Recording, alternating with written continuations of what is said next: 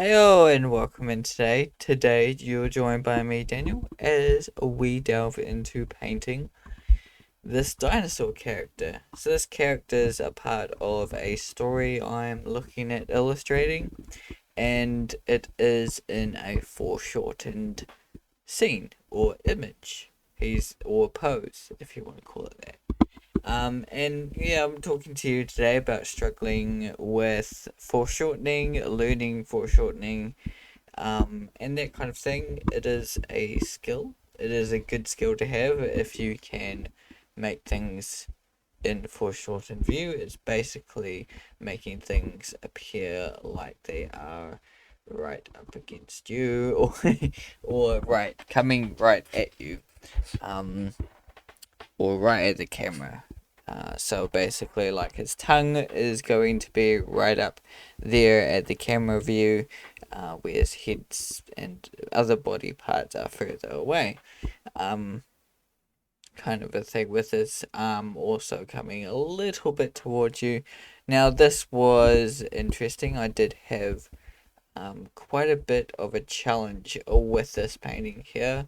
I was struggling with making things look like they were in a distance, they were foreshortened, and also struggling with where to put everything and how to pose him correctly. As you can see, starting from the image on the left hand side there, down the bottom there, it started quite flat. And then, you can see I've got gathered some reference. I have used more reference than just there. I did find a lot more imagery on foreshortening, and I think, I don't know if it was before or during this painting, but I was doing a few 90 minutes art challenges that were like foreshortening. I think there was one foreshortening painting that I did, um, of a man punching, kind of a thing that was foreshortened. So I did do a few kind of paint studies and things, that helped me with this painting to try and understand, the whole aspect of foreshortening, but how to use it in this painting, because it can take you, like, it can be very simple to kind of understand and know, what foreshortening is, and how you can use it, but to apply it to a painting that, isn't exactly copying from anything. There isn't this character that's licking the screen, um, out there anywhere. As far as I know, there's not this image online anywhere. So it becomes a little bit difficult to paint it, because there isn't a you know lots of reference out there. There's a lot of references of, like, the closest I could compare it to is dogs licking the screen. I've seen that in, like, movies, and it's just in general in imagery and things like that. It's an interesting kind of concept, and that's where this idea kind of came from. Um, Again, I'm playing around here with where his tongue I actually had, like, so many attempts at that tongue to make it look like it was coming towards you, to make it seem like a tongue. um, Different folds of how the kind of tongue fits. Because you can see I went from a one where it goes down and under, and you see kind of the underside of the tongue, and then it goes onto the overside. Here it's more simple, where it just goes, kind of curves a little bit, but then it goes straight up to the end base tongue. And also placement with it, I try to fix it where it was kind of in front of um the leg here. It's front foot, um where it sat. If things overlap as well, I took out quite a little bit of overlapping, it can work very well for foreshortening and things like that, but I didn't. I tried it and I just didn't go back to things overlapping. I tried it without the overlapping elements, and I felt that work a bit better for this piece. Um, I mean, yeah, that's the direction I went in the end. But it was really a struggle with that whole foreshortened element to this piece. Um, I mean, yeah, don't do a lot of imagery like this that is foreshortened, that is, has, um, yeah, an interesting pose to it.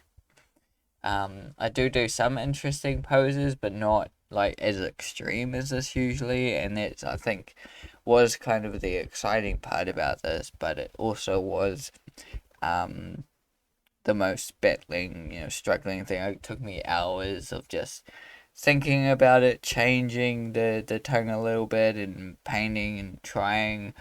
It just, yeah, it took me so many attempts to kind of get this to work and get this going. Um, but once I had a good kind of element down, a good concept, good drawing down, it was pretty straightforward from there. It was like, yeah, okay, a few edits here and there, and just try to make it seem yeah, render it from there, make it seem good and make it seem believable. um I still, looking back at it, I still feel like there's things that could be better, but I look at all my paintings like that, so um yeah, yeah. Hopefully you do, you're enjoying seeing these paintings, these YouTube videos, and the things I do. I really do enjoy sharing with you guys everything that I do, and hopefully it helps you. In the end, I did add this element of saliva as well, um, which, it's another element on top. And you know, I was kind of against it at first because I was like, well, that will just seem, I guess, a little bit too distracting, or a little bit too much, I guess, to this image. But in the end, I thought, well, tried it, and I quite liked it in the end because it did add that kind of element, that it was a tongue, that was the kind of end of his tongue with saliva. It did feel more, kind of, he was licking the kind of screen kind of thing. So in the end, I did decide to um, keep going with using the element of the saliva. Um, yeah, yeah, as it goes, as it goes. But yeah, it was a fun painting, this one. Now I've done quite a few videos, obviously, this year. There's only a few more to go this year before next year's videos. Before next year, I've got basically next week's gonna be my Christmas one. And then, yeah, New Year's one, and then we'll kick off back into other paintings. Hopefully, some exciting new projects and new things that I'll be working on.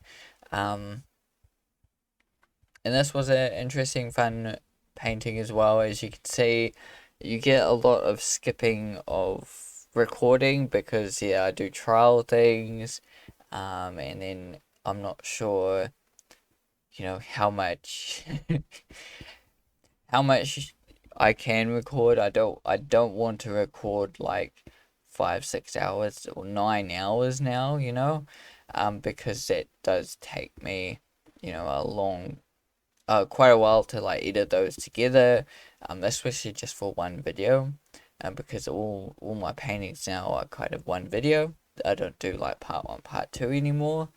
Um, but now I've cut down the amount of videos I do. I do one video a week. It works out. And yeah, so, but the only thing, I don't want to record every second, but I don't want to miss out on too much. And unfortunately, I think this one where you did miss quite a me painting, but this is the end result of that whole process. There were a few kind of layers and kind of quick fixes that led to this here. That did help in the end, like doing some overlay layers and some things like that that I did trial and error for. That I ended up with this piece here. From where I was. So hopefully you have enjoyed it, you have seen this and learned something new. Keep drawing, keep creating, and see you in the next video.